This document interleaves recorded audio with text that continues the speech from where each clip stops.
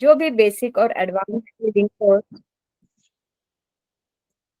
करने के लिए आप सभी जन इकट्ठा हुए हैं, आप सभी के श्रद्धा को, आप सभी के सीखने की जिज्ञासा को, आप सभी के धर्म के प्रति प्रेम के लिए, श्रद्धा के लिए, साहस के लिए, समर्पित भाव के लिए आप सभी को आभार, आपका सभी का स्वागत। हे प्रभु, इन सारे दिनों में आपकी कृपा दृष्टि हम सब के ऊपर बरसाए रखे, आपके दिखाए हुए मार्ग को आगे लेकर जा रहे हैं। आपकी आपका साथ हर पल हमें नित्य निरंतर पूरी क्लास के दौरान मिले, यही आशा के साथ नमो अरिहंतानम, नमो सिद्धानम, नमो आयर्यानम, नमो उवच्छायानम, नमो लोई सबसाहुनम, एसो पंच नमोकारो सव पावपनासनो मंगलानंच सव्य सिंह परमम हवै मंगलम। देव गुरु धर्म की आज्ञा, अपने अपने गुरुओं की आज्ञा लेते हुए पूरे ब्रह्मांडीय शक्तियों की आज्ञा लेकर आज की क्लास की शुरुआत करेंगे। अपना अपना माइक चेक कर लीजिए प्लीज। जय जिनेन्द्र। बिल्कुल शांति के साथ जिनको जिनको नोट्स लिखनी है वो नोट्स के लिए आप तैयार हो जाइए। अरिहंते शरणम गच्छामि, सिद्धे शरणम गच्छामि, धर्म शरणम गच्छामि के साथ जीवन का सच्चा पथ यही है कि जिस पर चलते हुए पथिक आलोक, अमृत और आनंद का आस्वाद प्राप्त कर सके। मतलब जीवन का हमारा क्या सच्चा मार्ग होना चाहिए, जीवन का हमारा क्या सच्चा पथ होना चाहिए, कौन से पथ पर हम लोगों ने चलना चाहिए और जिस पथ पर हम लोग चल रहे हैं वो पथ कैसा है, आलोक है, अमृत है और आनंद का आस्वाद देने वाला है ना। सारी रिकॉर्डिंग मिल जाएगी, आप सुने, उसके बाद में रिकॉर्डिंग देख सकते हैं।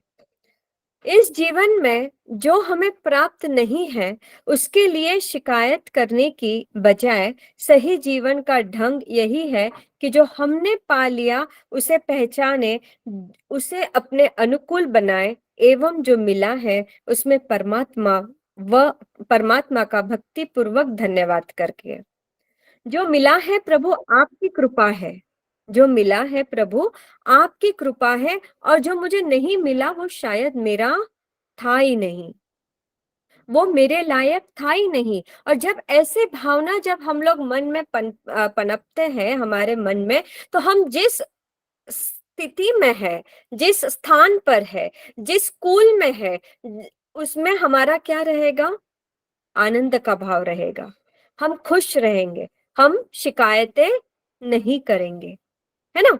हमारी जो अंदर की एक हर पल शिकायत करने की जो आदत रहती है वो हमारी नहीं रहेगी। जब हम हर पल वर्तमान में जीते हुए हर पल हम लोग क्या करेंगे, हम लोग आनंद के साथ, धर्म के साथ, और जो हमें मिला है उसे अमृत समझकर आगे बढ़ेंगे। हमारा भारत देश आस्था प्रधान देश है। मानव जब जब कोई मुश्किल में आता है तब तब श्रद्धा आस्था के साथ देव गुरु धर्म की शरण में ही जाता है। आप सभी को पता है कि कब भक्तामृत की रचना कैसे हुई, जब हमारे धर्म के ऊपर कोई संकट आ गया। मानतुंगा सुरेश्वर जी को पूरे इसमें चुनौती दी गई कि ऐसा कोई धर्म है ही नहीं कि जो तुम्हारी बेड़ियां तोड़ सके या तुम्हें बचा सकता है। तो हमारे मानतुंगा आचार्य श्री जी ने एक ही कहा, हमारा जो जैन धर्म है वो चमत्कार को मानता नहीं है, साक्षात्कार को मानता है। तो अब जब आपकी श्रद्धा कोई भी काम अगर आप हाथ में ले लो, उसके साथ जब आप श्रद्धा के साथ करते हो, आस्था के साथ करते हो, तो देव गुरु धर्म की शरण अपने आप ही आपको मिल जाती है ना? आ रही है बात समझ में? मतलब आप लोगों का कनेक्शन देवगुरु धर्म के साथ होना चाहिए। आपकी आस्था, आपकी भक्ति जो भी है वो देवगुरु धर्म के साथ कनेक्टेड होनी चाहिए, और तभी जाके आपकी जो अंदर की शक्तियां हैं वो आपको साथ देती है, और परमात्मा की सिद्ध भगवान का जो प्रलय होता है उससे आपको उस शक्ति को मिलने से आपकी जो भी कठिनाइयां हैं वो दूर हो जाती है। ठीक है, इसीलिए मन की शक्तियों मन की शक्तियों से अनुसंधान करके हम कई सिद्धियां प्राप्त कर सकते हैं। जीवन को सरल एवं सफल बनाने का तरीका हमें क्या सिर्फ हमें पता होना चाहिए कि किस तरह से हमारा जीवन सरल और सफल हो सकता है। बस इन तरीकों को जानना जरूरी होता है, इन तरीकों को जानना जरूरी होता है। अब धर्म का मतलब क्या है? धर्म का मतलब क्या है? धर्म जीवन को उन्नत एवं उज्जवल बनाता है और आत्मा को शुद्ध जीवों को बुद्धता बुद्धता देवो है। सरल शब्द में धर्म यानी क्या? हमारी आत्मा को शुद्ध बनाने का काम धर्म है। हमारी आत्मा को शुद्ध एवं उसको हमारे जीवन को उन्नत की ओर लेकर चले जाना, उज्जवल की अच्छी तरह से उज्जवल बनाना, हमारी आत्मा को शुद्ध बनाना, यानी धर्म है।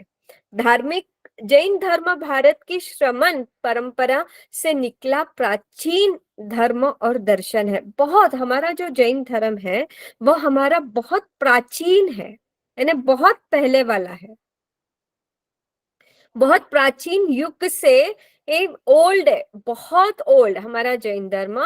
पर इसको लुप्त किया गया है, बहुत सारे जनों ने इसके ऊपर अतिक्रमण कर कर हमारे सारे परंपराओं को, हमारे सारे ग्रंथों को, हमारे सारे मंदिरों को तोड़कर उसके ऊपर नए नए मंदिर बनाकर हमारे धर्म को नष्ट करने का प्रयास किया है। पर हमारा धर्म ये बहुत पुराना है, प्राचीन है। ठीक है, और जैनों के आराध्य 24 तीर्थंकर अरिहंत परमात्मा है। तीर्थंकर का मतलब है जो तीर्थ की स्थापना करते हैं, ऐसे केवली भगवंत है। जो तीर्थ की स्थापना करते हैं वो कौन होते हैं? तीर्थ यानी क्या? साधु, साध्वी, श्रावक, श्राविका, ये चारों को मिलाकर एक तीर्थ बनता है। और वो तीर्थ की स्थापना कौन करते हैं? तीर्थंकर प्रभु करते हैं। और हमारे तीर्थंकर प्रभु कितने? 24 तीर्थंकर। तो धर्म का अंतिम साध्य क्या है? धर्म हमें सिर्फ एक ही साध्य को साध्य करने के लिए कहता है। अंतिम लक्ष्य हमारा क्या होना चाहिए? मोक्ष। हमारा अंतिम लक्ष्य क्या होना चाहिए? मोक्ष होना चाहिए। हर एक परिस्थिति में समाधि को टिकाना यानी मोक्ष। आप कहेंगे दीदी इतना क्या सरल है क्या? मोक्ष को पाना इतना सरल है क्या? हम लोग तो संसार में रहते हैं, फिर हम लोग कैसे मोक्ष को इतने जल्दी प्राप्त कर सकते हैं? अब मोक्ष यानी क्या? जो सिद्ध बुद्ध मुक्त हुए वो क्या है? मोक्ष यानी क्या? समाधि। समाधि यानी क्या? समभाव, यानी जहां पर स्थिर भाव, जहां पर जो सिचुएशन आपकी है उसमें आपको बस स्टेबल रहना है, यानी समाधि। हम लोग ध्यान करते काय सर्ग का, क्या करना है? काय सर्ग के ध्यान में क्या करते हैं हम लोग? एक चित्त हो जाते हैं। हमारी सांसों की और हम लोग क्या करते हैं? ध्यान देते हैं, है ना? एक चित्त होकर आप स्टेबल, आप हिलते हो, डुलते हो, हलचल करते हो ध्यान में, वो आपका क्या हो गया? समाधि। वो आपका क्या हो गया? समाधि। एक स्थान पर, एक चित्त पर बिना हलते डुलते जब आप काम करते हो, that means you are stable. Statue देते हैं ना आपको, जो भी बच्चे, छोटे छोटे बच्चे करते हैं स्टैच्यू, यानी जहां पर भी आप हो वो स्टील रहो, ऐसा इसका ऐसा हमारा क्या होना चाहिए, समाधि होना चाहिए।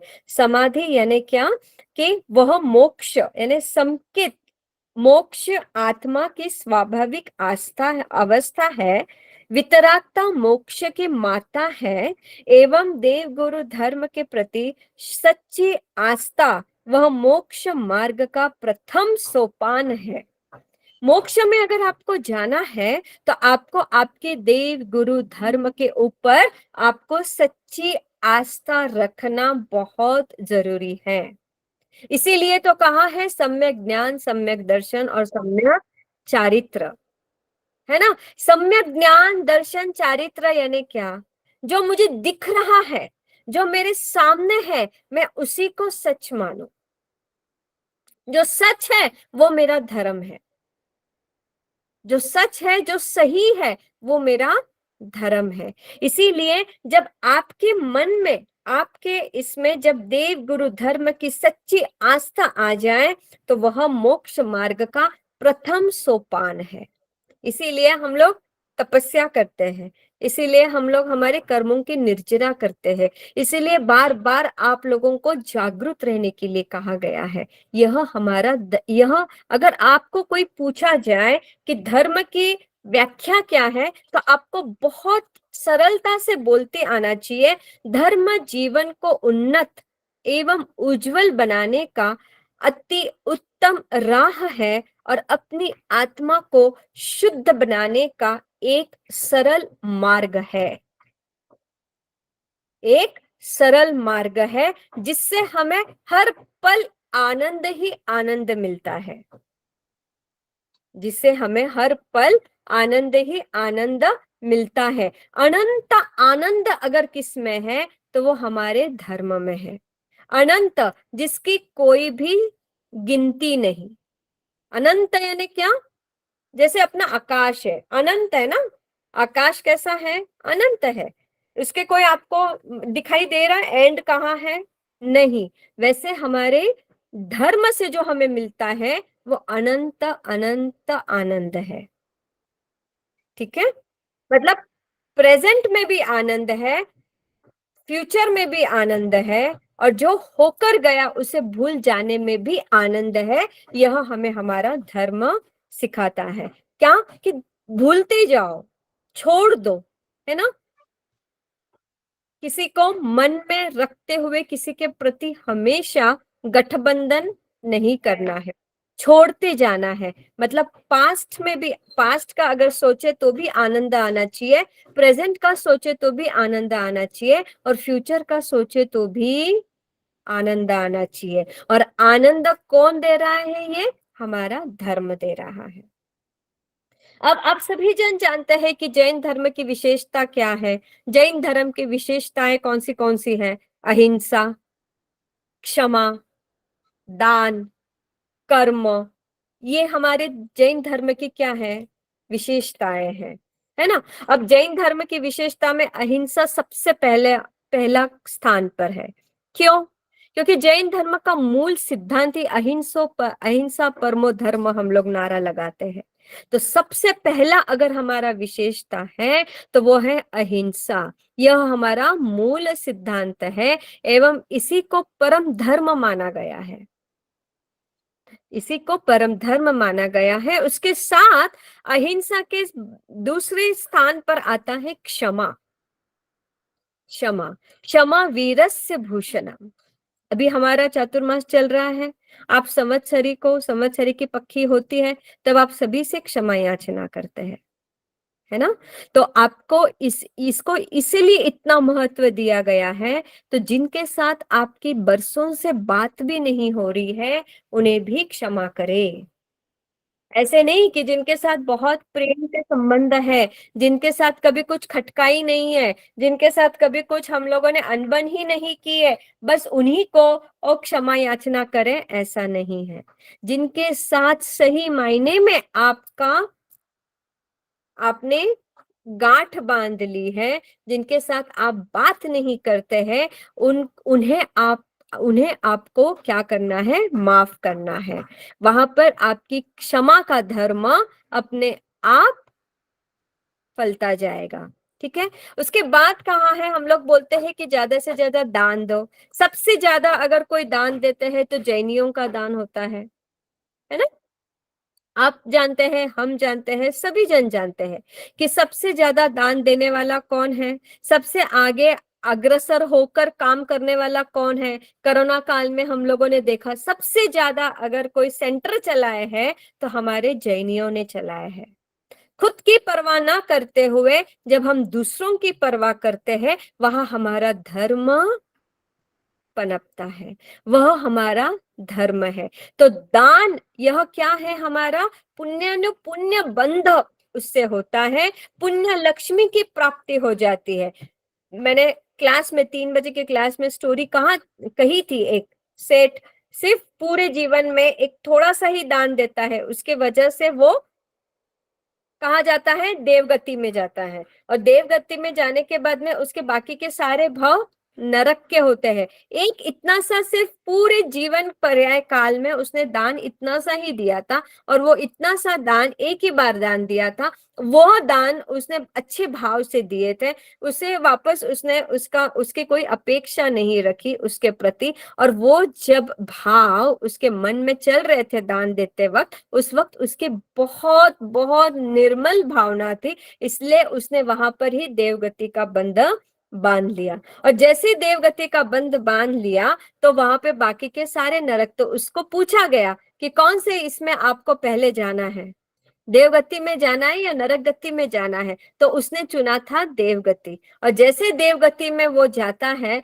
तो उसे कहा जाता है कि अभी आपके पास इतना सही समय है, एक ही दिन का समय, आप एक ही दिन देवगति के सारा ये कर सकते हैं, तो आप क्या क्या करना चाहते हैं। तो उन्होंने ऐसा कहा था कि मुझे सारे यात्रा करा दो, मुझे सारे साधु संतों के दर्शन करा दो, मुझे सारे मंदिरों के दर्शन करा दो, मुझे 3 घंटे में सारे ग्रंथों का पठन कर दो। इसकी वजह से क्या हो गया, इसके वजह से उसके नरक गति के जो बंध बंधे थे वो टूटते चले गए, और उसे देवगति में ही उसको ये करना पड़ा। तो मतलब कहने का मतलब ये क्या है कि आप थोड़ा सा दान दो पर अच्छे भाव से दो। और आपके चातुर्मास के काल में, आपके चातुर्मास होने के बाद में भी दिन में कौन सा भी अगर आपने तप किया है तो तप के साथ दान करना सीखो, है ना। यह है कि यूनिवर्स ऐसा बोलता है कि universe says that what you give is what you receive in return, you will receive in abundance. 1 रुपया दिया है, बोला अच्छा मिलने के लिए नहीं, पर देना सीखो। हम देने वालों में से होने चाहिए, हम लेने वालों में से नहीं होने चाहिए। ये हमारा दान की परिभाषा है। कर्म क्या कहता है, हमारा जैन धर्म किसके ऊपर टिका हुआ है, उसकी विशेषता यही है, कर्म भाव। कर्म क्या है कि जैन धर्म का एकदम महत्वपूर्ण अंग है कर्म, जिसके बारे में जितना लिखा जाए उतना कम है। पर सरल शब्दों में हम यह बोल सकते हैं कि कर्म की सत्ता सबसे ऊंची और महान है। कर्म के अनुसार फल की प्राप्ति निश्चित है। यह जैन धर्म भावपूर्वक बताता है। मतलब कर्म के अनुसार आपके फल की प्राप्ति यह निश्चित है। हम लोग हमेशा ऐसा कहते हैं कि मेरे साथ ही ऐसा क्यों हुआ, मेरे साथ, ये आपने पहले जन्म का कुछ तो भी लेकर आए, या आपने ऐसे कुछ कर्म किए हैं कि जिसके वजह से, हर्षा जी, हर्षा जी, जिसकी वजह से आपके क्या हो रहे हैं, कर्मों की उदय आने के वजह से आपके साथ वह सारे प्रसंग जो है वो घटित होते हैं, है ना। इसीलिए अपने कर्मों को बहुत सावधानी से करो। अपने कर्म जो आपको बांधने हैं वो बहुत सावधानी से देखो कि यहाँ पर कुछ ज्यादा निकाचित कर्म तो नहीं बंध रहे हैं, है ना। ये आप बार बार उसका चिंतन करना सीखो। कर्मों का संपूर्ण क्षय करके आत्म शुद्धि प्राप्त करके मोक्ष लक्ष्मी को पाने की चाह हम सबकी होती है। कर्मों का संपूर्ण क्षय करके आत्म शुद्धि प्राप्त करके मोक्ष लक्ष्मी को पाने की चाह हम सभी की होती है। आप सभी की चाह है ना वो, कि हमें मोक्ष लक्ष्मी मिलनी चाहिए। कैसे मोक्ष लक्ष्मी मिलेगी? जब आप आपके कर्मों का संपूर्ण क्षय करोगे उसी समय, और आपकी आत्मा शुद्ध बन जाएगी, उसी समय आपको मोक्ष लक्ष्मी प्राप्त हो सकती है। तो भक्ति में आश्चर्यजनक शक्ति है। जब आप दिल से भक्ति करोगे तो उसमें आश्चर्यजनक शक्ति है, एवं श्रद्धा में अनंत बल होता है। हमारी श्रद्धा में अनंत बल होता है। श्रद्धा से ये नमो नवकार मंत्र से सूली का सिंहासन भी बन सकता है। नवकार मंत्र का, एक भाव पूर्वक नवकार मंत्र से जब सूली का सिंहासन बन सकता है, तो ऐसे हमारे इतने सारे आश्चर्यजनक शक्तियों को, आश्चर्यजनक शक्ति आपको प्राप्त हो सकती है और आपकी श्रद्धा अनंत हो सकती है। प्रथम तीर्थंकर श्री आदिनाथ परमात्मा की दिव्य ऊर्जा आप प्राप्त करके अपने सारे कर्मों का क्षय करने का उत्तम राजमार्ग क्या है? तो खुद के लिए जीना सीखो, खुद के लिए काम करना सीखो, खुद के लिए वक्त निकालना सीखो। मेरे जिंदगी का 1 घंटा मैं आदिनाथ प्रभु के चरण में देने जा रही हूँ। मैं 3 बजे की क्लास में जुड़ना चाहूंगी। मेरे जीवन को निहारने के लिए, मुझे निखारने के लिए मैं उसमें जुड़ना चाहूंगी। मैं 1 घंटा मेरे खुद के लिए निकालना चाहूंगी। मैं सुबह का मेडिटेशन करना चाहूंगी, मेरे खुद के, फिर बाकी के सारे घंटे दूसरों के लिए। पर स्वयं का राजमार्ग अगर आपको अपनाना है तो स्वयं के लिए वक्त निकालना जरूरी है ना। बाकी के 24 घंटे आप दूसरों के लिए जी सकते हैं, पर कुछ समय अपने खुद के लिए, स्वयं के लिए, जैसे आज आप लोग सभी इतने बड़े इसमें आप जुड़े हो, क्लास में रुचि रख रहे हो, कुछ सीखने की जिज्ञासा लेकर आए हैं, तो आप लोगों को क्या है, धर्म की ओर आप बढ़ चुके हैं।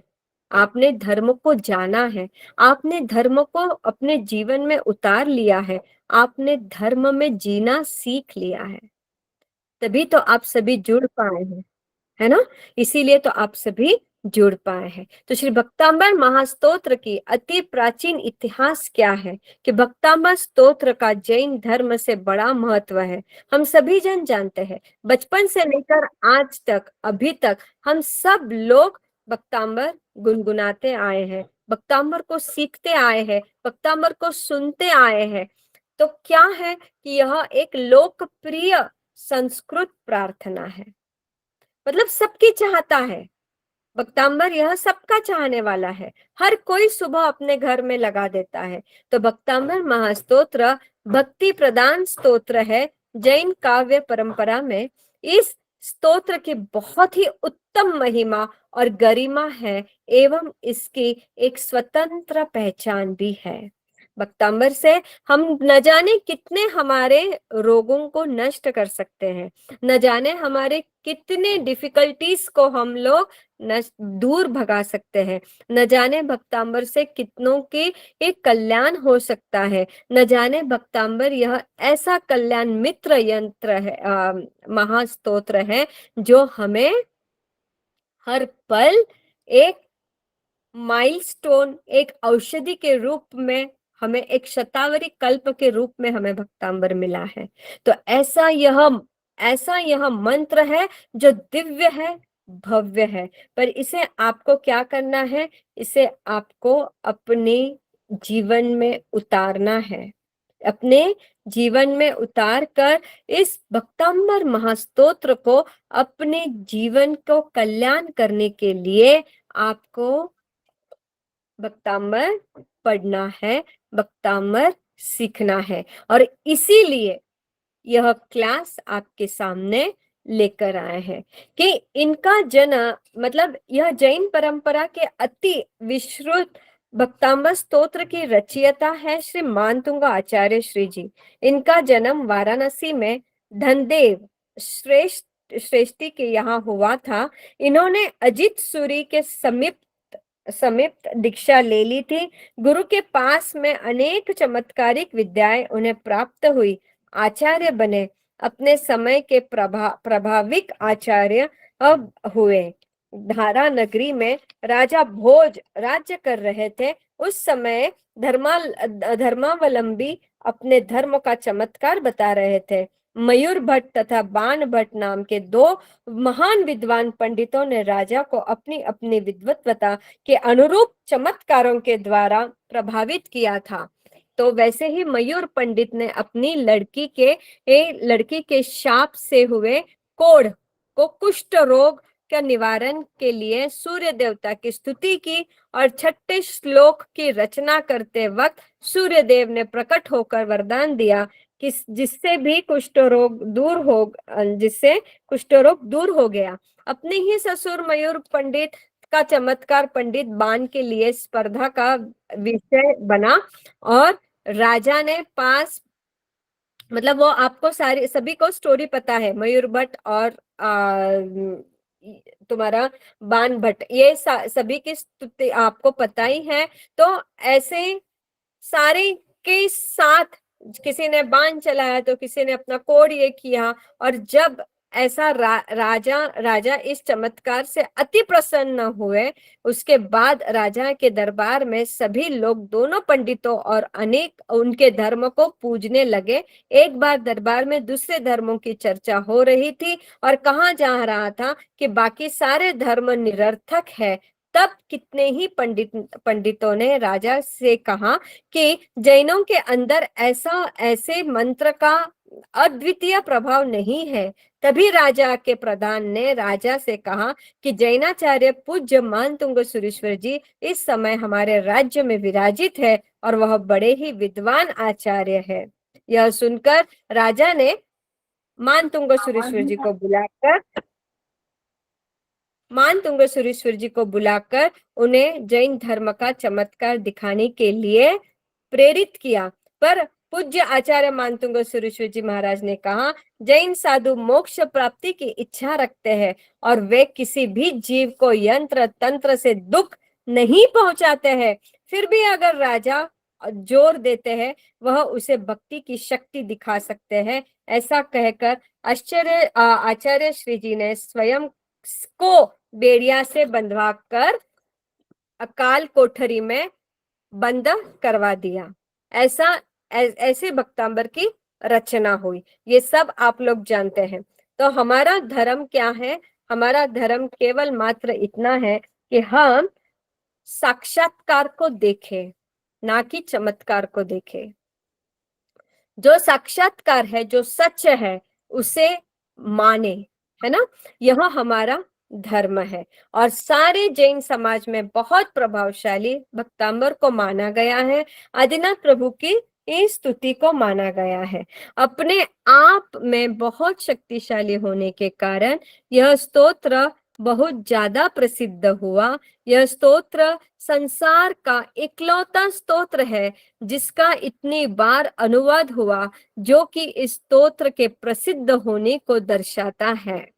मंत्र थेरेपी में भी इसका उपयोग भारत एवं विदेशों में होता है। इसके भी कई सारे प्रमाण हैं। इस स्तोत्र की महिमा वक्त के साथ बढ़ती ही जाती है, जिसका प्रमाण है आज हम सब मिलकर इस दिव्य स्तोत्र का गहन अभ्यास करने के लिए एकत्र हुए हैं। हम सब के ऊपर दादा आदिनाथ की असीम कृपा बनी रहे, इस दृढ़ विश्वास के साथ श्री भक्तांबर महास्तोत्र की साधना करते रहे, यही शुभ भावना देते हैं।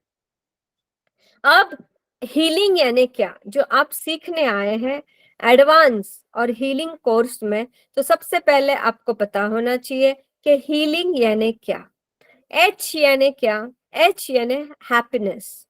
एच यानी क्या? हैप्पीनेस। ई यानी क्या? इनलाइटनमेंट। ई यानी क्या? इनलाइटनमेंट। ए यानी क्या? अवेयरनेस। ए यानी अवेयरनेस। और एल यानी क्या? लर्निंग। एल यानी लर्निंग। हीलिंग का मतलब क्या है? हर एक व्यक्ति जीवन नाम की इस पाठशाला में विद्यार्थी है। यह जीवन क्या है हमारा? एक पाठशाला है। और इस पाठशाला में आए दिन हम कुछ ना कुछ एज अ स्टूडेंट सीखते रहते हैं। विद्यार्थी के रूप में कुछ ना कुछ हमें रोज सीखने के लिए मिलता है। जब किसी भी चीज के बारे में सीखते हैं तो उसे क्या कहा जाता है? लर्निंग। इसीलिए एल है ना? जब किसी भी चीज को हम लोग सीखते हैं तो उसे क्या कहते हैं? लर्निंग। अब लर्न करने से हमारे अंदर में क्या आ जाता है? अवेयरनेस आता है ना, जागृति आती है ना। आप बार बार धर्म के बारे में जब सुनते हैं, आप बार बार रोज बच्चे अगर पाठशाला में जा रहे हैं, समझो लिटिल ग्रुप में जा रहे हैं, प्ले ग्रुप में जा रहे हैं, वहां पे अभ्यास कर रहे हैं, एबीसीडी सीख रहे हैं, तो रोज लर्न कर करके उनको ए के बारे में पता चलेगा। ए किसको कहते हैं, बी किसको कहते हैं, सी किसको कहते हैं। तो जैसे लर्निंग प्रोसेस चालू हो जाती है, वैसे हम चीजों से अवेयर हो जाते हैं। अवेयर यानी क्या? जागरूक होना। लर्निंग यानी क्या? सीखना। जैसे आप जैन धर्म को सीखेंगे तो आप ऑटोमेटिकली अवेयर हो जाओगे, ऑटोमेटिकली जागरूक हो जाएंगे। जब हम किसी लर्न करने के बाद हमारे अंदर एक अवेयरनेस आएगा, यानी अगर सच्ची दिशा में अगर अवेयरनेस आ गया, आ आ गई, तो हमारा उद्धार यानी कि एनलाइटनमेंट पक्का ही है। जब हम लोग अवेयर हो गए, चीजों को जानने लगे, हम कर्मों की परिभाषा जानने लगे, हम कर्मों से विमुक्त होने लगे और कर्मों को हम लोग छोड़ने लगे, तो ऑटोमेटिकली आपका आज्ञा चक्र एक्टिवेट होकर एनलाइटन हो जाएगा। आपका जीवन कैसे हो जाएगा? उजागर हो जाएगा। आपने जो धर्म को अपने अंदर में बीज बोया है, वह कैसा हो जाएगा? उजागर। वह एक दिव्य यानी दिया के जैसे प्रकाश फैलाएगा। जब आप लर्निंग प्रोसेस करोगे, लर्निंग के साथ आप अवेयर हो जाओगे, और अवेयर जब आप अवेयर हो गए, हर पल आप जागरूक हो गए, हर पल आप सभी काम सूचकता पूर्वक करने लगे, सज्ञान होकर जब आप सभी काम करने लगे, तो आपके जीवन में एनलाइटनमेंट यानी प्रकाश आवश्यक ही आपको मिल जाएगा। और जब आपके जीवन में रोशनी आ जाएगी, तो ऑटोमेटिकली आपका क्या हो जाएगा? आपका जीवन खुशी से भर जाएगा। आपका जीवन खुशी से भर जाएगा। इसलिए हीलिंग कहा गया है। हील यानी क्या? अपने जख्म को भरना। जो आपकी कमी है, उसको आपको ठीक करना, यह हीलिंग प्रोसेस है। पूरे ब्रह्मांड में जो ऊर्जा की एक शक्ति है, उसको हम वैश्विक चेतना या फिर कॉस्मिक ऊर्जा के नाम से जानते हैं। यह ऊर्जा अलग अलग नामों से प्रचलित है, जैसे कि ची की रूह इत्यादि। जीव मात्र जीवित रहता है प्राण से। इस प्राण को हम अपनी आसपास के वायुमंडल से ग्रहण करते हैं, और हीलिंग आप किसी भी प्रकार का बोलिए, काम करेगी इसी ऊर्जा का आलंबन लेकर। और पूरी ब्रह्मांड, हम लोग बोलते हैं ना कि ब्रह्मांड की शक्ति, ब्रह्मांड क्या है? तो ब्रह्मांड, समग्र ब्रह्मांड ऊर्जा से भरा हुआ है। नक्षत्र, तारे, ग्रह, इससे पूरा ब्रह्मांड है, और वो उस ब्रह्मांड की ऊर्जा हमें बार बार मिलती है। वह पूरा ब्रह्मांड ऊर्जा युक्त है, ऊर्जा से भरा पूरा है। बस उसकी ऊर्जा को हमें लेते आना चाहिए। उस पूरी ब्रह्मांड की ऊर्जा को हमें ग्रहण करते आना चाहिए। उसका सरल मार्ग हमें मिलना चाहिए कि किस प्रकार से पूरी ब्रह्मांड को हमारे भीतर में उतार ले। इसीलिए मेडिटेशन के क्लास होते हैं, जो हमारे ट्यूसडे और सैटरडे चलता है, जिसमें अनेक प्रकार के दुख। मेरी आवाज आ रही है ना?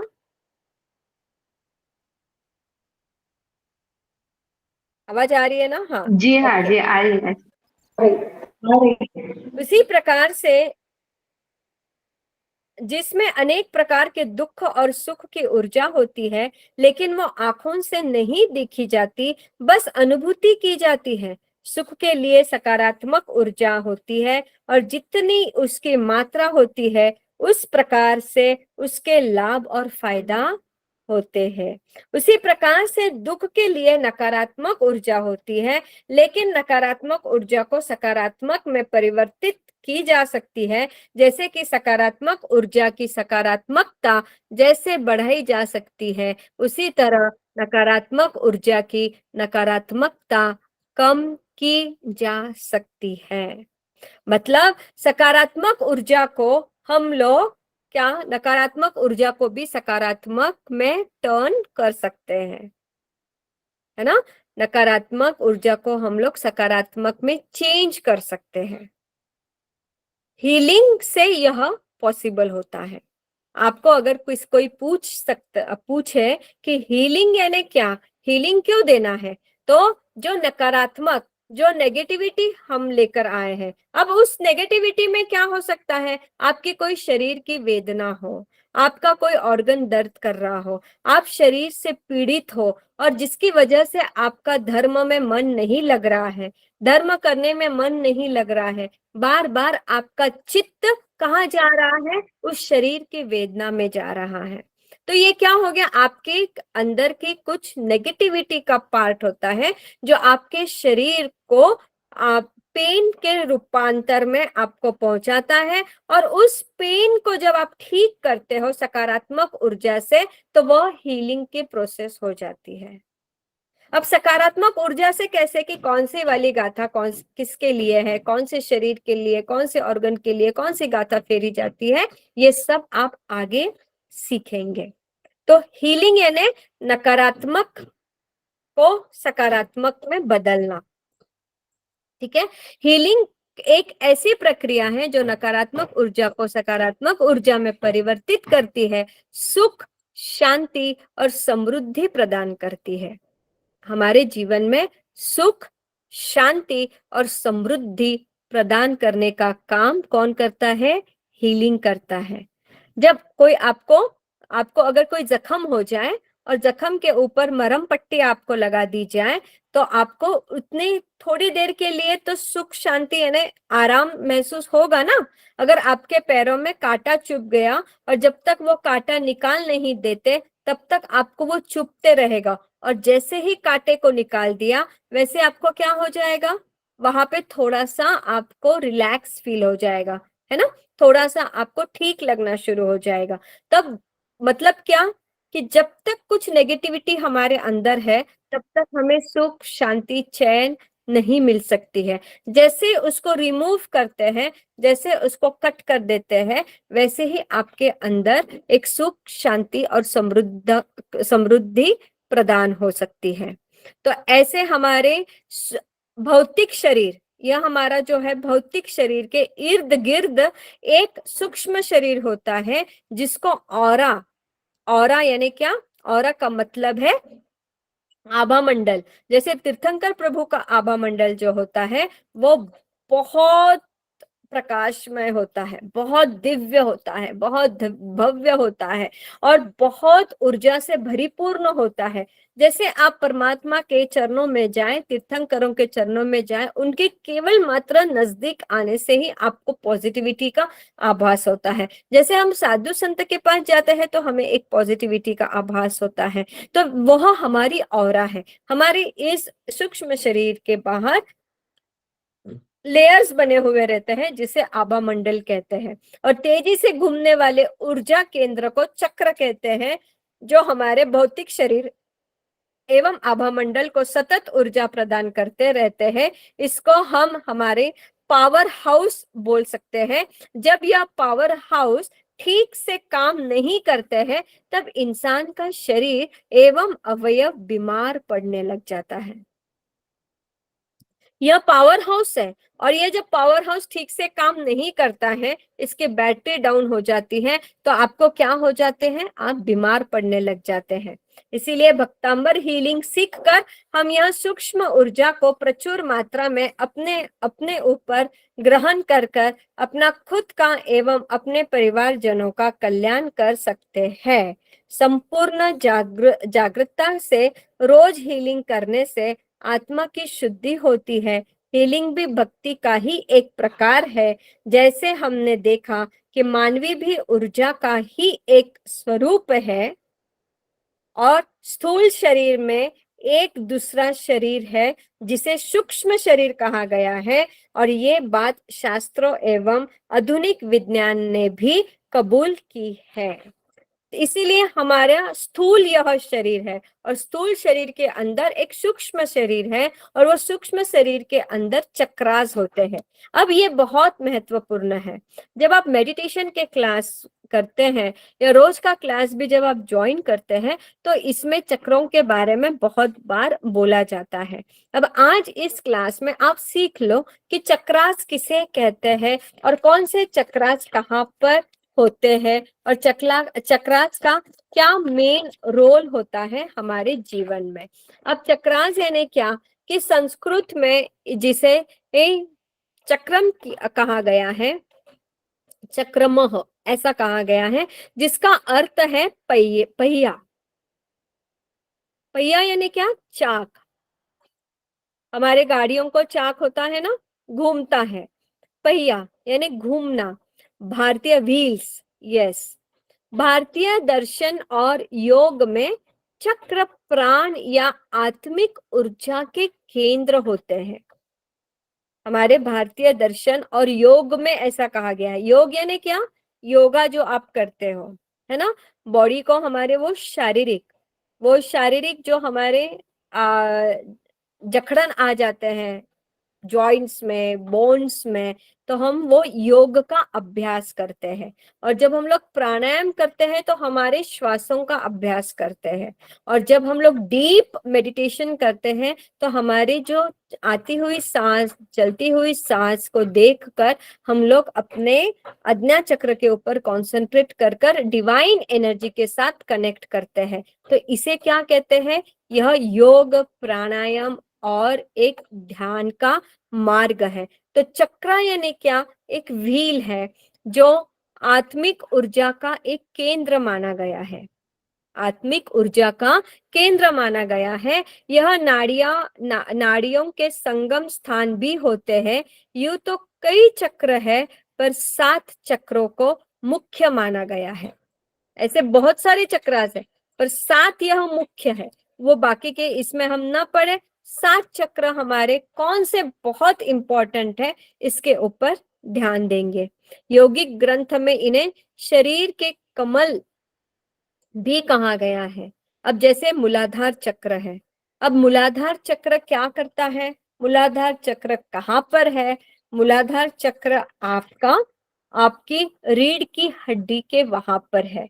यह सबसे पहला चक्र है, रीढ़ की हड्डी यानी स्पाइन के वहां पे आपका मूलाधार। अभी इसी में आपको शब्द समझ में आ जाएगा, मूल आधार यानी मूल आधार यानी रूट का आधार।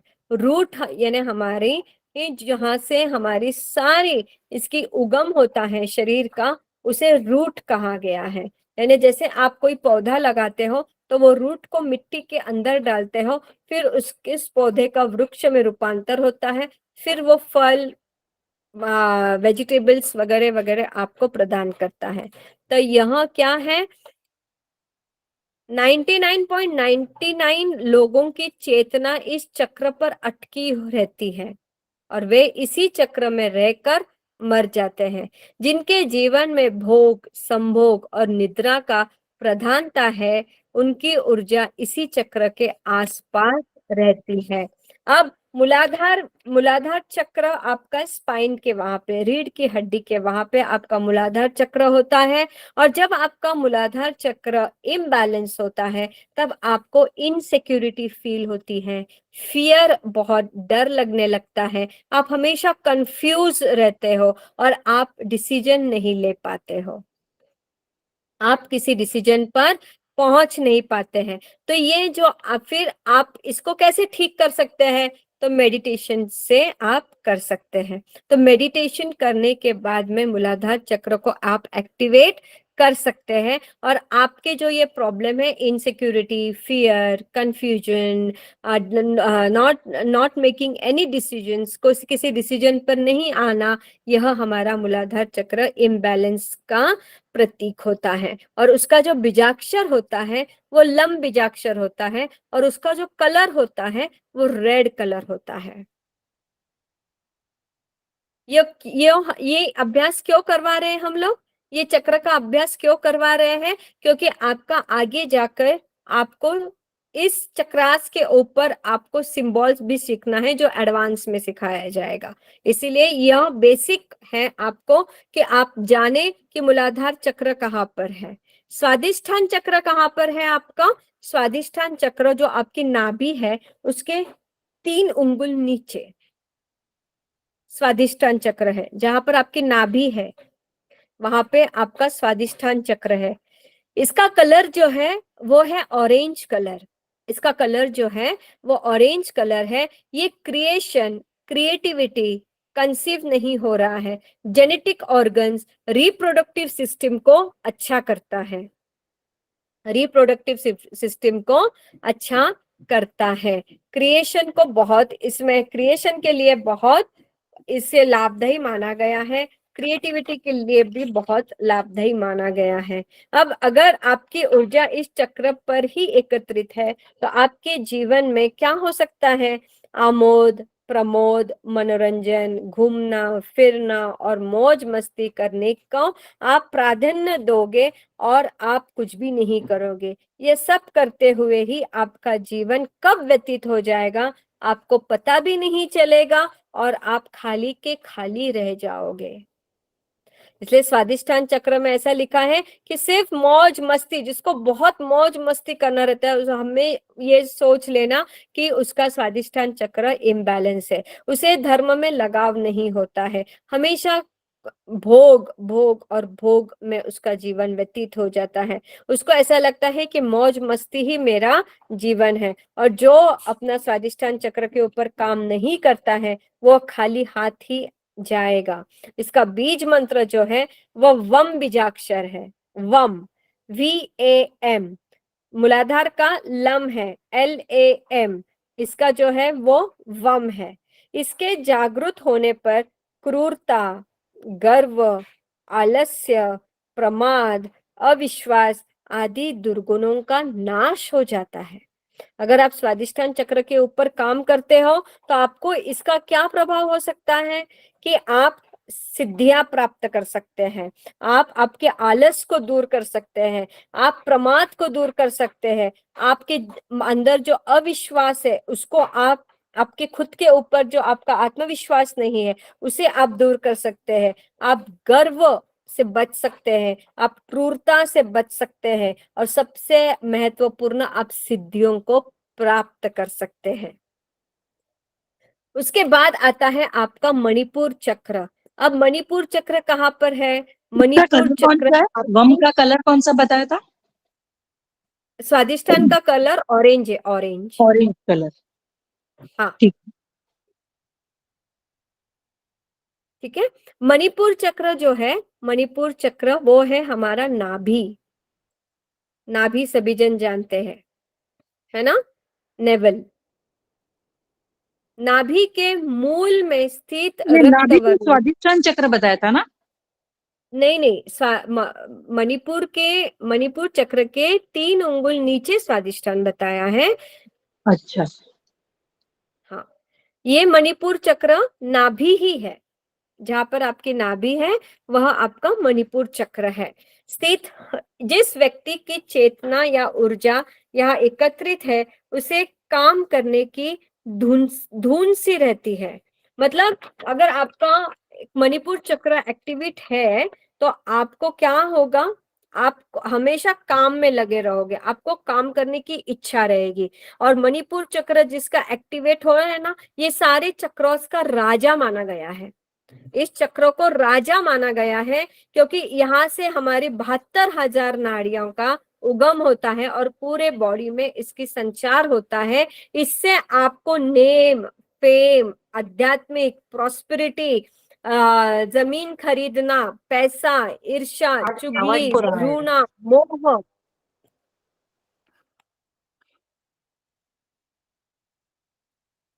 मोह, इन सारों से आप दूर जा सकते हैं। मतलब नेम फेम आपको मिल जाएगी। आध्यात्मिक लेवल, अगर आपको स्पिरिचुअल लेवल के ऊपर अगर आपको बढ़ना है तो मणिपुर चक्र को आपको एक्टिवेट करना पड़ेगा।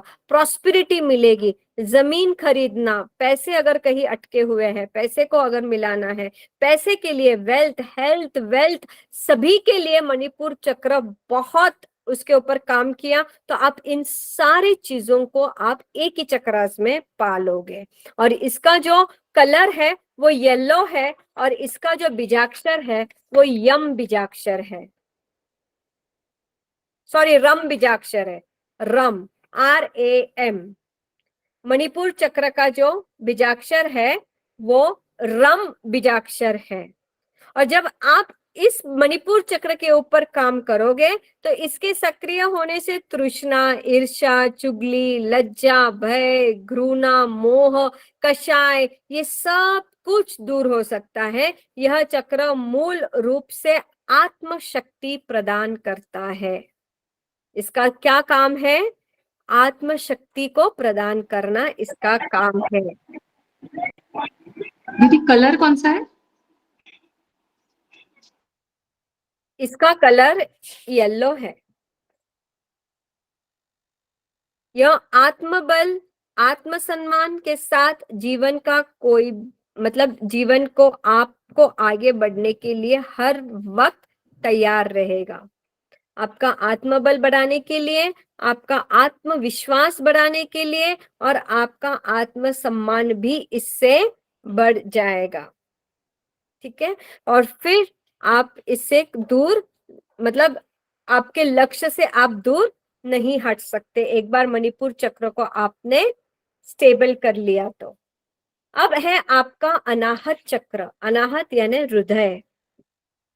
अनाहत यानी आपका हृदय, जहां पर ढेर सारे इमोशंस है, प्यार है ना।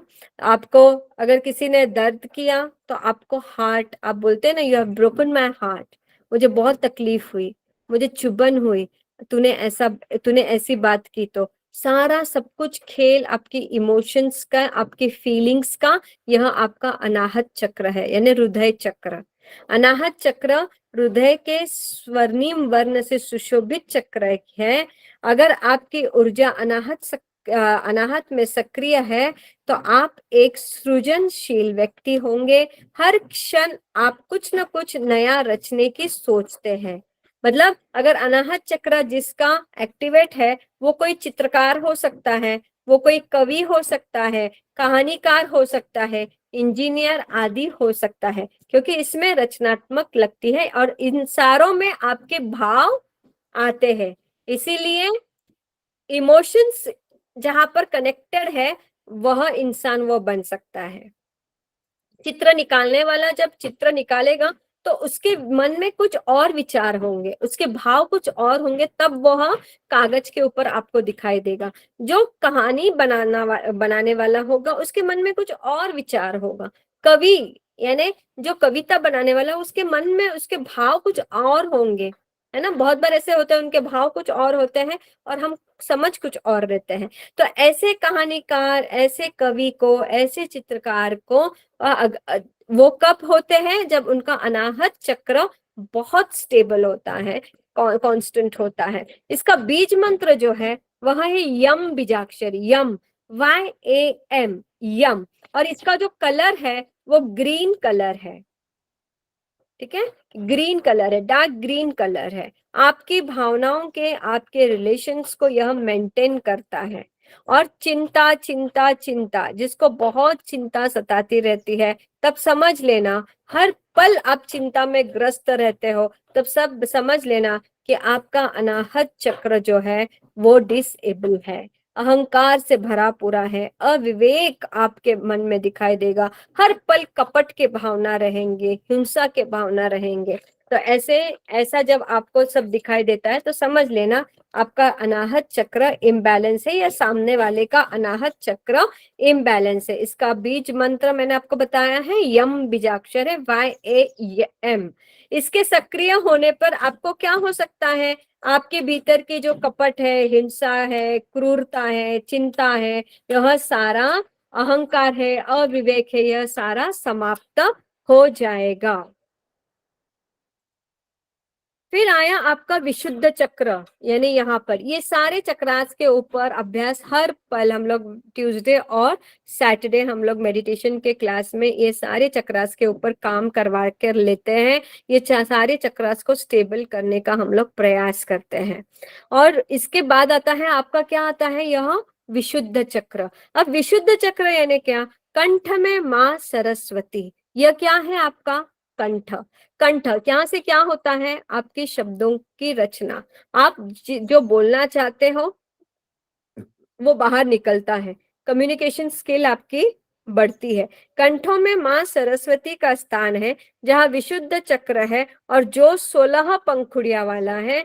सामान्य तौर पर यदि आपकी ऊर्जा इस चक्र के आसपास एकत्रित है तो आप अति शक्तिशाली होंगे। इसका बीज मंत्र जो है वो हम बीजाक्षर है, कोई कोई हुम भी बोलता है, कोई कोई हम भी बोलता है। लम वम रम यम हुम उम ओम ऐसा भी बोलते हैं, हम भी बोल सकते हैं, HUM या HAM दोनों चल सकते हैं, आप हम लिख सकते हैं। प्रभाव इसका क्या है, इसके जागृत होने पर 16 कलाओं और 16 विभूतियों का ज्ञान हो जाता है। इसके जागृत होने से जहां भूख और प्यास को रोका जा सकता है, वही मौसम के प्रभाव को भी रोका जा सकता है। मतलब अगर आपको कोई आपकी बात सुन नहीं रहा है, घर में कोई आपको बार बार तकलीफ दे रहा है, आपकी कम्युनिकेशन स्किल नहीं है, जिनको मार्केटिंग करनी है, जिनको अपना प्रोडक्ट बेचना है, उसे विशुद्ध चक्र के ऊपर काम करना जरूरी होता है। आपकी कम्युनिकेशन स्किल बेहतरीन से बेहतरीन बनानी है, जिसको स्टेज फियर है, जो स्टेज के ऊपर चढ़ने के बाद में बोल नहीं सकता, अपनी बात रख नहीं सकता है, मॉब को इकट्ठा नहीं कर सकता है, जो बोलने पर हमेशा कुछ न कुछ रोक कर बोलता है, या एकदम एक फ्लो में नहीं बोलता है, या जिसका बोला हुआ हमेशा दूसरों को ऐसा लगता है कि इसने कुछ तो भी मुझे टॉन्ट ही मारा है, तो इसका मतलब ऐसा है कि आपको विशुद्ध चक्र के ऊपर कॉन्सेंट्रेट करना पड़ेगा। इसका जो कलर होता है वो स्काई ब्लू कलर होता है, इसका जो कलर है वो स्काई ब्लू कलर है। बीज मंत्र जो है वो हम बीजाक्षर है। फिर आता है आपका आज्ञा चक्र, ठीक है, फिर आता है आपका आज्ञा चक्र। अब आज्ञा चक्र में क्या होता है, दोनों आंखों के बीच के भुरकुटी में यह आज्ञा, जहां पर आप बिंदी लगाते हो वह आपका आज्ञा चक्र है। सामान्य तौर पर जिस व्यक्ति की ऊर्जा यहाँ ज्यादा सक्रिय हो, तो ऐसे व्यक्ति बहुत बुद्धिमान होते हैं। आप बोलते हैं ना कि एक ऐसे कोई व्यक्ति आपके सामने आ जाते हैं, जो आप बोलते हो कि अरे ये एक पाठी है, इसकी बुद्धि तो बहुत तल्लक है, ये तो बहुत होशियार है, ये हमेशा क्लास में फर्स्ट आता है, मतलब उसका आज्ञा चक्र क्या है, एक्टिवेट है। और संवेदनशील और तेज दिमाग के रहते हैं, ये लोग बहुत तेज दिमाग के रहते हैं, इस बौद्धिक सिद्धि प्राप्त कर सकते हैं, जो भी इसके बलदौते पर वो सिद्धि प्राप्त कर सकते हैं। यहाँ अपार शक्तियां और सिद्धियां का निवास है यहाँ पर, इसलिए आपको बार बार ध्यान के वक्त हम लोग कहते हैं कि दोनों भुरकुटी के वहां पर ध्यान दो। आप यहाँ पर जहाँ पे बिंदी लगाते हो वहां पे कंसंट्रेट करो, क्योंकि ये जो पॉइंट है ना, यह बहुत सारे शक्तियों का, सिद्धियों का पॉइंट है, और ये डायरेक्ट कनेक्शन डिवाइन एनर्जी के साथ करवाता है। डायरेक्ट परमात्मा के साथ कनेक्शन जोड़ने का काम अगर कोई करता है तो वह अपना आज्ञा चक्र है, ठीक है। तो हमें बहुत सारी शक्तियां, बहुत सारी सिद्धियों का अगर कोई पॉइंट है हमारे पूरे शरीर में तो वो ये वाला पॉइंट है। इसलिए यहाँ पर काम करना जरूरी होता है ध्यान के वक्त। सहस्त्रारा चक्र, सहस्त्रारा चक्र यानी क्या, ये वाला, दिस दीदी पॉइंट, इसका ये बीजाक्षर हमारा, और कलर रह गया। कलर और इसका बीजाक्षर बीजाक्षर। नहीं बोला मैंने, कलर बोला, ओम बीजाक्षर है, ओम बीजाक्षर है, और मैंने कलर नहीं बोला क्या? ओम क्या बीजाक्षर? हाँ, ओम बोलो, दोनों का ओम, ओम मतलब ये तुम्हारा क्या बोलते हैं उसको, आज्ञा चक्र और सहस्त्रारा चक्र, ये दोनों का ओम ही बीजाक्षर है, पर कोई ओम भी बोलता है आज्ञा चक्र के ऊपर और सहस्त्रारा चक्र के ऊपर ओम भी बोलता है। और आज्ञा चक्र के जो कलर है वो है dark blue colour, dark blue colour, और सहस्त्रारा चक्र का जो है वह है इंडिगो कलर, यानी पर्पल शेड, पर्पल शेड। ठीक है, ये 1000 पंखुड़ी वाला होता है, ये 1000 पंखुड़ी वाला होता है सहस्त्रारा चक्र। ये हमारे सुमन जी आप अपना माइक ऑफ कर दीजिए प्लीज। ये हमारी जो है यहाँ पर हमारा द्वार खोलने का काम करता है, ये हमारा एंट्री है, ये हमारी डिवाइन एनर्जी के साथ जो एक अपनी सारे चक्र, छाया जी,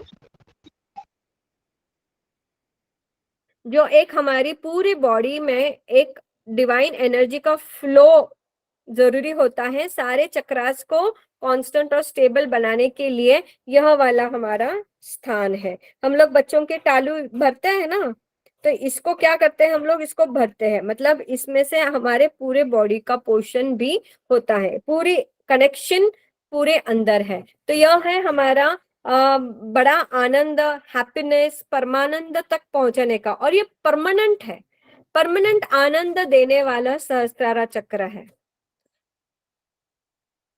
आत्मा से परमात्मा तक जा सकते हैं आप हर पल।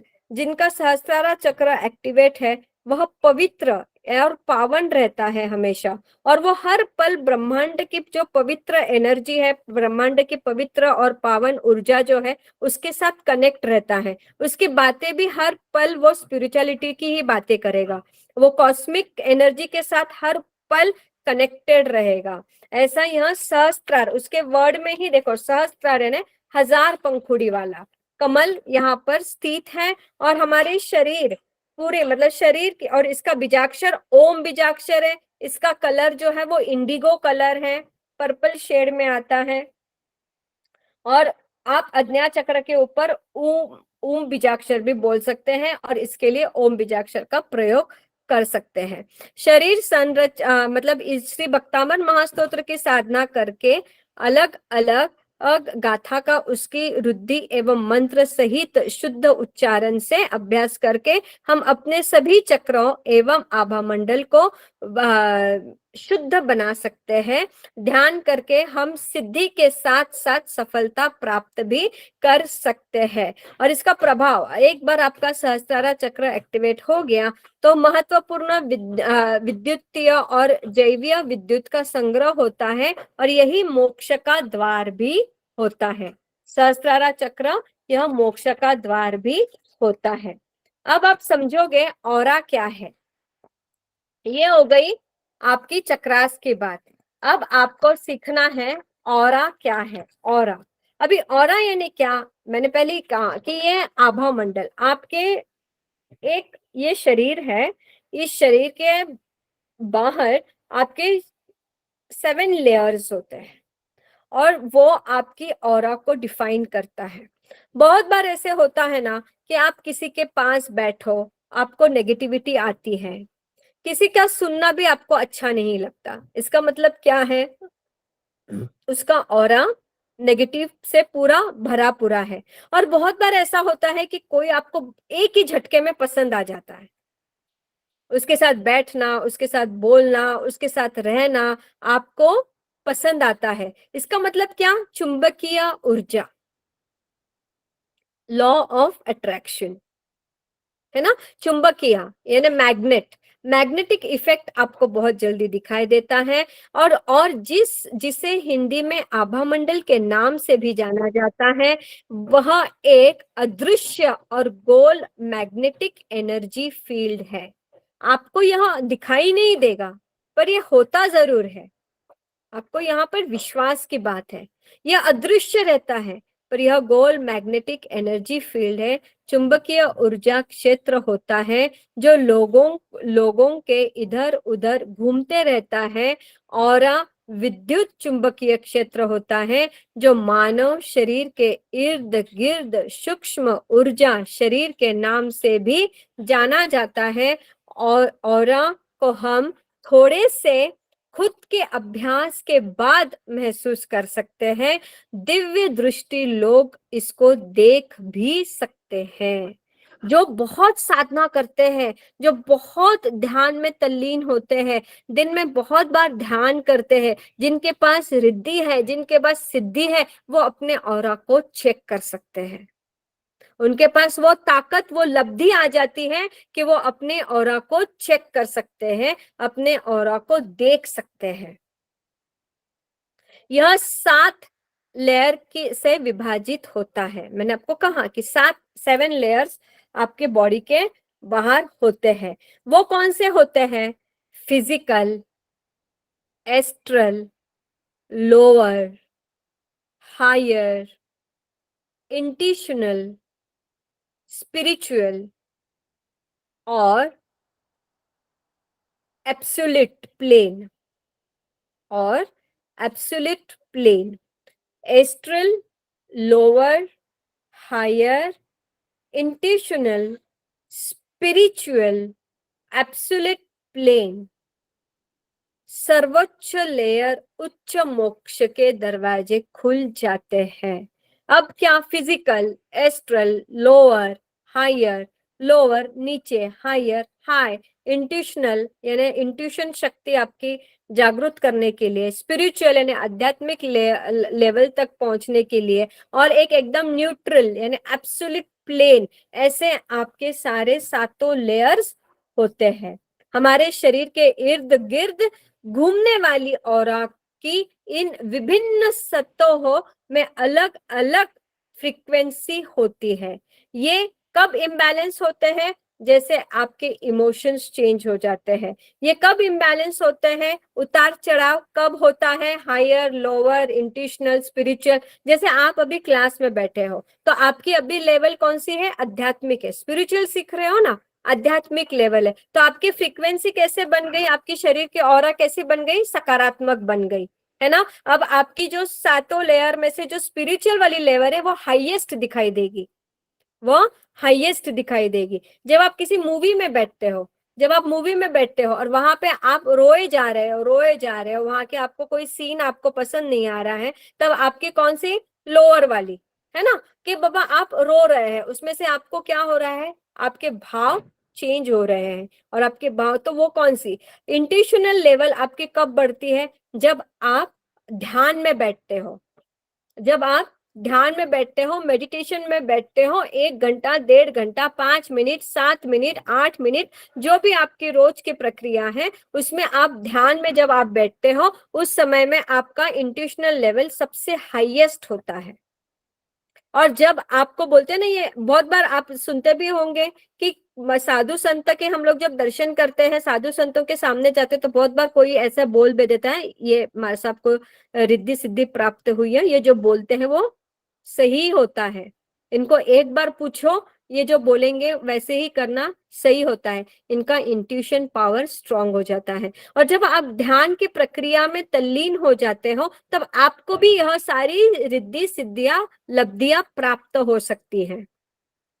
बहुत बार ऐसे होता है ना कि आपके मन में आ ही जाता है, आपके मन में ऐसा ऐसा होने वाला है, आप बोलते हैं ना, हमारा मन में कहते रही पाल चुप चुप करे, है ना, ऐसा कुछ तो भी, कुछ तो गलत होने वाला है, आपकी डाई फड़फड़ा रही है आग, ऐसा कुछ तो भी आपको ऐसे लगता है, तो ये आपका स्ट्रॉन्ग इंट्यूशन है। और ये जो स्ट्रॉन्ग इंट्यूशन कब होता है? जब आप ध्यान में तल्लीन हो जाते हैं, जब आपके रोज के जीवन में आपकी ध्यान की प्रक्रिया होती है, तब आपकी इंट्यूशन पावर बहुत स्ट्रॉन्ग हो जाती है। ओके। फिजिकल ऑरा यानी क्या? ऑरा की यह सतह हमारे सबसे नजदीक होती है। जब हम सो रहे होते हैं या आराम कर रहे होते हैं, यह ज्यादातर सक्रिय होता है। फिजिकल, क्योंकि इसको कुछ काम नहीं होता है ना, हमारे शरीर को कुछ काम नहीं होता है जब आप सोते हो, तो इस वक्त आपकी फिजिकल ऑरा ज्यादा काम करती है। और एस्ट्रल और ऑरा और प्लेन, कौन सा? एस्ट्रल ऑरा प्लेन, यानी इस ऑरा प्लेन यानी भावनात्मक लेयर के नाम से भी जाना जाता है, क्योंकि हम इसमें हमारा भावनात्मक इतिहास संग्रहित होता है।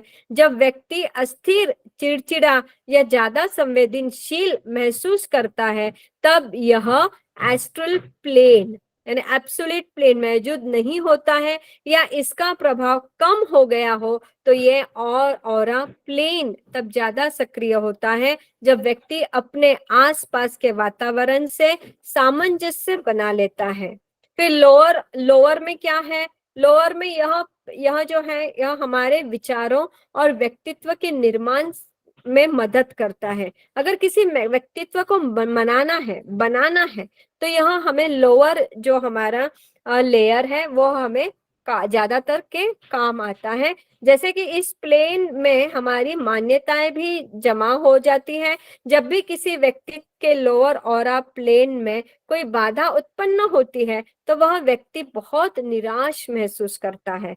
मतलब जो बहुत निराश होता है, तो समझ लेना उसका लोअर ऑरा असंतुलित है। और हायर में क्या होता है? इस ऑरा में, प्लेन में हमारी वो मान्यताएं और सोच जमा होती है जो आत्मसम्मान, खुद से प्रेम की भावना, आभार की भावना को दर्शाता है। इस ऑरा प्लेन में व्यक्ति को अंदर से खुद की आवाज आती है और वो खुद से ही बात करने लगता है। पहले की सोच सैचुरेट, जो डिपॉजिट हुई रहती है पहले की सोच, वो खुद से प्रेम करके वह भावनाओं को वह अपने ही अंदर खुद से बात करने लग जाता है। और स्पिरिचुअल यानी क्या? आध्यात्मिक लेवल, ये आप सभी जन जानते हैं। जिन लोगों में यह प्लेन ज्यादा विकसित नहीं होता, वो कई तरह के नकारात्मक विचारों से ग्रस्त हो जाता है। और इंट्यूशनल ऑरा यानी क्या? इस ऑरा में हमारे सपने, पूर्वाभास, आध्यात्मिक जागरूकता संग्रहित होती है। ये ऑरा प्लेन उन्हीं लोगों में ज्यादा विकसित होता है जो आध्यात्मिक होते हैं या आध्यात्मिक लोगों के करीब होते हैं। और ऑरा प्लेन उन्हीं लोगों में ज्यादा सक्रिय होता है जो शांत होते हैं तथा दुनियावी आडंबरों से दूर रहता है। यह सिक्स सेंस, हम लोग बोलते हैं ना, मेरा सिक्स सेंस कह रहा है कि आज ऐसा ऐसा होने वाला है। तो ये इंट्यूशनल, जब आपकी इंट्यूशनल लेवल जब आपकी हाई हो जाती है, तब आप समझ लेना कि आपका इंट्यूशन एंड ऑरा आपका बहुत स्ट्रॉन्ग हो रहा है। और ऑरा क्लीन करने के लिए आपकी कनेक्टिविटी बहुत जरूरी होती है। अब इसमें ऐसा है, एब्सोल्यूट ऑरा प्लेन, और मतलब क्या? यह ऑरा बाकी ऑरा प्लेन से संतुलित रखता है। इस ऑरा प्लेन में व्यक्ति के आत्मा की यात्रा का विवरण संग्रहित होता है। यह ऑरा प्लेन बहुत कम लोगों में ही यह विकसित होता है। यह बिल्कुल बहुत कम लोगों में यह विकसित होता है। बहुत कम लोगों में यह ऑरा आपको दिखाई देती है। इस तरह से हमारी यह ऑरा काम आती है। इस तरह से हमारे पूरे आभा मंडल ऑरा से पूरी तरह से सक्रिय होती है। जब आप जैसे इमोशंस, भाव इकट्ठा करते हैं, उस तरह से आपको वह दिखाई देता है।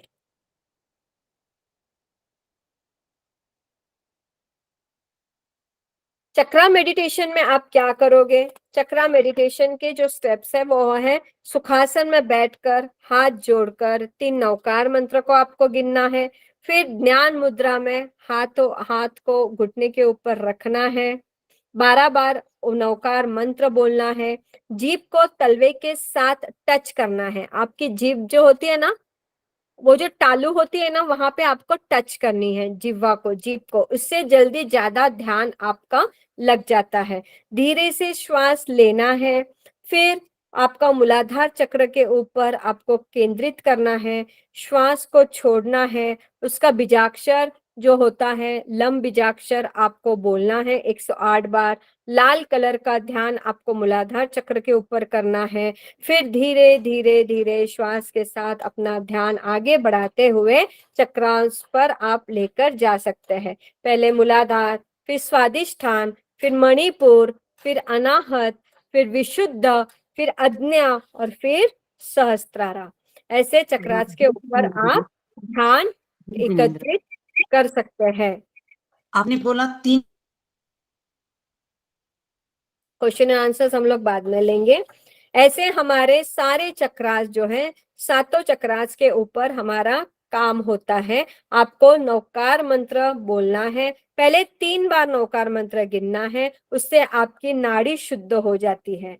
पहले 3 बार नौकार मंत्र गिनकर आपकी नाड़ी को शुद्ध बनाना है, मतलब आपकी जो पॉजिटिविटी है उससे आपको लाना है। उसके बाद ज्ञान मुद्रा में आपको बैठकर हाथ घुटने पर रखकर 12 बार नौकार मंत्र बोलना है। उसके बाद आपकी जिह्वा को तलवे के ऊपर लगाना है और फिर जितने देर तक आपको चाहे अपने भगवान को नमन करते हुए, फिर आपको जितने देर तक आपको श्वास को लेना है, श्वासों को छोड़ना है, फिर मूलाधार चक्र के ऊपर कंसंट्रेट करना है। ऐसे सारे चक्रास के ऊपर धीरे धीरे आपको कंसंट्रेट करते हुए आपको धीरे धीरे सांसों को फिर बाद में छोड़ना है, लेना है, छोड़ना है। हर पल आपको अपने सांसों के साथ रहना है। ध्यान में हर पल आपको सांसों के साथ रहना है। फिर मेडिटेशन जैसे ही खत्म हो जाए वैसे रिलैक्स हो जाए, ऊर्जा को महसूस करें, दोनों हथेलियों को एक दूसरे के साथ घिसने के बाद अपने चेहरे और पूरी बॉडी में लगाएं और सोचे कि मेरी ऑरा बैलेंस हो गई है। पूर्ण भक्ति भाव से दादा आदिनाथ का एवं श्री भक्तांबर की ऊर्जा का हार्दिक आभार व्यक्त कर रहे हैं। आभार देना कभी भी ना भूले। आभार और संकल्प, ये 2 चीजें बहुत महत्वपूर्ण होती है जब आप हीलिंग देते हैं। आगे वह अभ्यास आएगा ही, पर आपको मैंने अभी कह दिया है, ठीक है।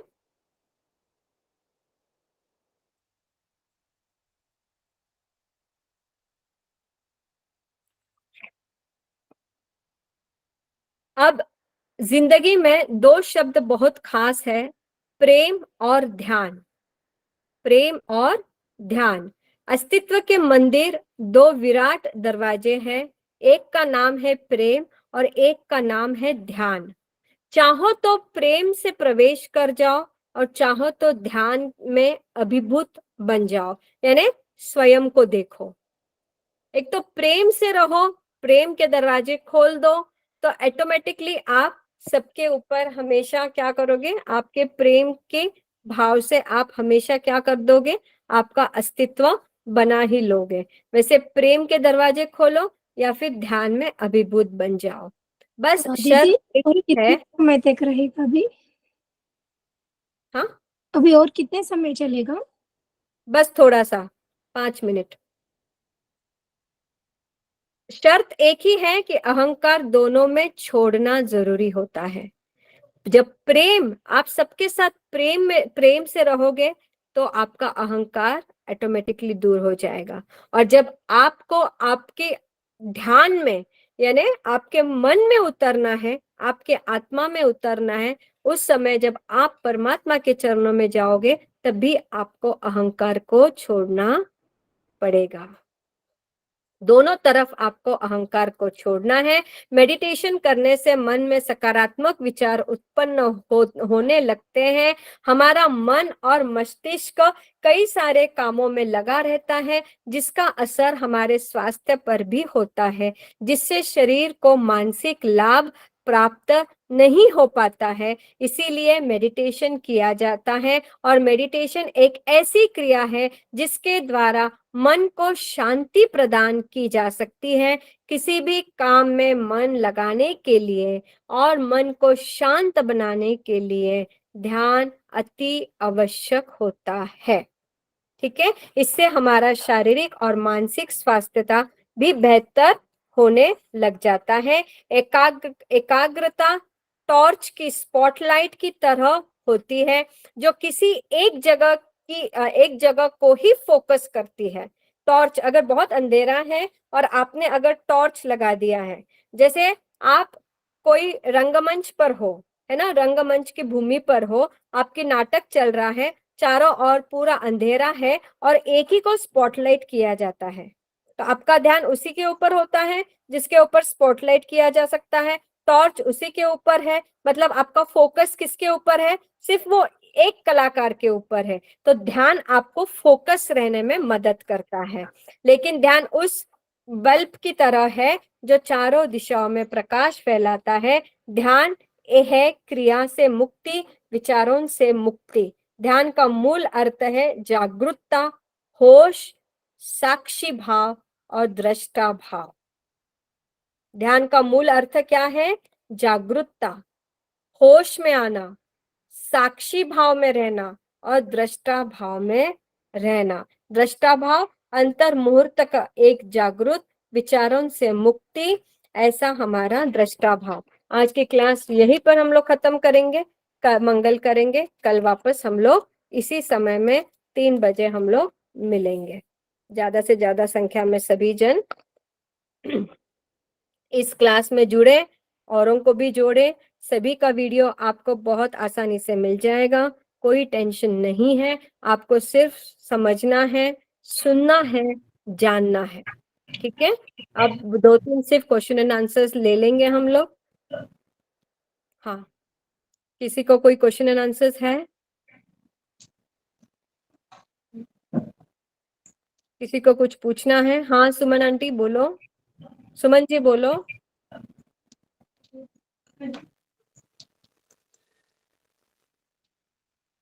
चक्र मेडिटेशन में लम 108 बार कब बोलना है?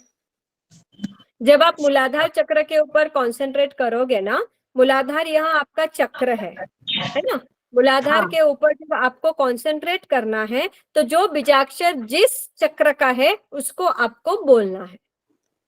थैंक यू, धन्यवाद। ठीक है, ओके, चलो साक्षी जी। जय जिनेन्द्र, आपकी नोट्स जय में लेंगे क्या हमें?